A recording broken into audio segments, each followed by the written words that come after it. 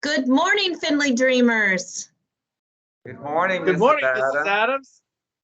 And good morning, Findlay Scholars. Good morning, Mr. Miller. Good morning, Findlay family. Good morning, Mr. Kirby. Good morning, everyone. We're talking about the botanical gardens again today, especially for second grade, who gets to visit tomorrow. And then there'll be some students that can show us around when all of our families are invited to come for free next week, that Mr. Kirby will keep reminding us about. And probably Mr. Kirby will have notes to go home about that too, or labels or something. And a student asked me yesterday, what is the big garden we're going to? Mr. Kirby said yesterday, that's the big dome that you see down by the river or down by the skate park. And inside that big dome, the air is controlled to keep it warm for plants that grow in all sorts of weather, but mostly in the tropics. And I noticed, this is especially for second grade, but for the whole school, I noticed fifth graders yesterday walking into the lunchroom. We had somebody new working in the lunchroom, and students were saying please and thank you. When they got their trays, I heard student after student saying thank you. You know, they didn't have to. They didn't have to say that, but somebody was working, giving them the food that they had signed up for, maybe extra vegetables if they wanted that. And it just made me think, no wonder Findlay is such a great place, is because not only do we show that we care about each other by helping each other out, but our words show that too, that we appreciate everyone here. So I appreciate everyone on this call, Mr. Williams' room and Mr. Miller and Mr. Kirby. It sure is nice to hear those kind words, isn't it? Oh, yes. And, you know, you always lead into what I want to say. You don't know what we're going to say when we talk before. We never talked before. We just do it. And that's the neat thing about this. You know, that guest PE teacher, before he left the building yesterday, at the end of the day, that is, he said to me, well, I want to come back here.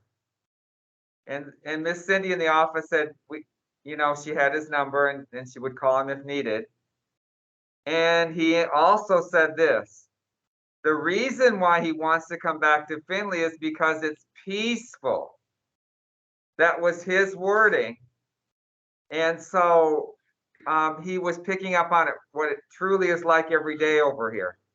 And he could see it when he was working with the PE classes and how they were treating him in a kind manner and using those words that were so appropriate, like they did in the lunchroom there.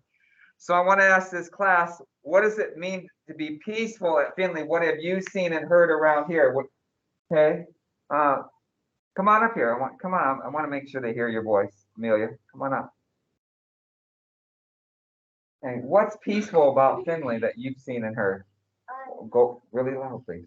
I think what's peaceful about Findlay is that there's students working together all the time, and everyone is so nice. Working together and everybody is so nice. Did you want to add to that? Use your best voice, loudest voice.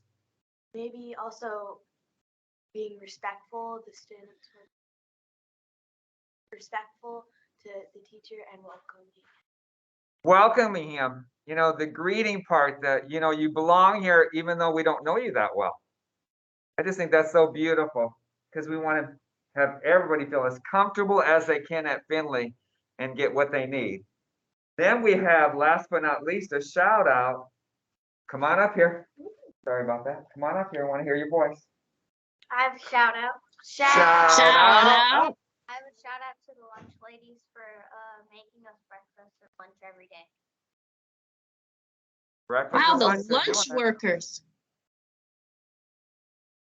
We'll make sure they get that note, Sophie. I'm just going to call it like it is this morning.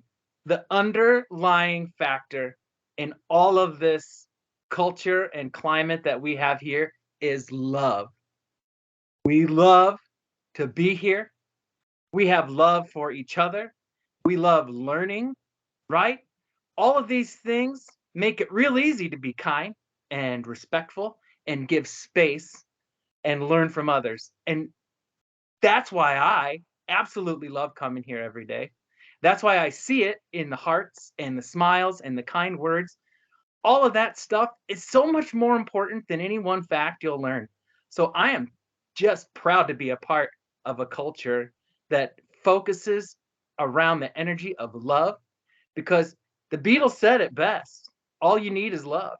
And teachers, if you could track that song down today, maybe play it for your class at a part of one part of today, maybe it could spark some discussion. Mrs. Adams, I love you, and I love that you have your plants again to remind us about our partnership with the Botanical Garden. Like you said, the second graders are going to have a pollinator palooza there tomorrow, so we're excited to see what that's all about. But then everyone is invited to bring their families to our very first family night event in 2 years at the Botanical Garden. So yes, more information to come. All of those things are on their way. Flyers, messages, labels. Communication is important.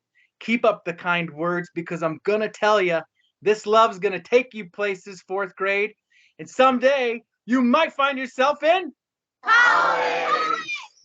And I love a college cheer, so let's have one. Ready? 1, 2, ready, go. 2, 4, 6, 8. When does fifth grade graduate? 20, 33. 2, 4, 6, 8. When does fourth grade graduate? 20, 34. 2, 4, 6, 8. When does third grade graduate? 20, 35. 2, 4, 6, 8. When does second grade graduate? 20, 36. 2, 4, 6, 8. When does first grade graduate? 20, 37. 2, 4, 6, 8. When does kindergarten graduate? 20, 38. Finley Dreamers, dream big. We believe. We believe. Full hearts. Whole heart. Better together. Better together.